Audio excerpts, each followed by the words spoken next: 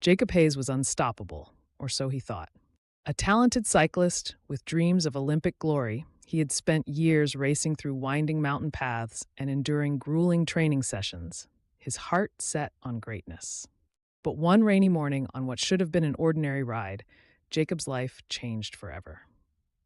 A sharp turn on a slick road, a sudden loss of control, and everything went black.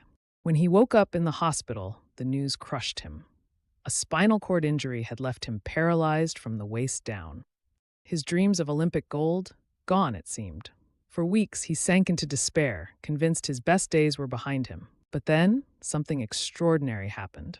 A nurse showed him videos of parathletes pushing boundaries, achieving the impossible. Jacob's spark flickered back to life. He made a decision. If he couldn't race on two wheels, he'd race on three. Hand cycling, a sport for parathletes, offered the chance to compete again, even with his paralysis. It wasn't easy. Learning the mechanics of a hand cycle required retraining both body and mind.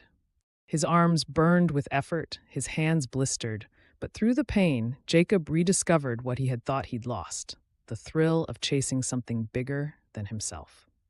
Years of relentless dedication led him to the Paralympic Games. As he rolled up to the start line, the crowd roared. The competitors, all strong, fearless athletes, glanced at him, sizing him up.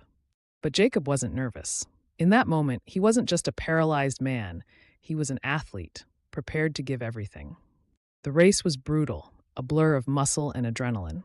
But as Jacob crossed the finish line, tears streaming down his face, the announcer's voice erupted. Hayes takes gold. Against all odds, he had won.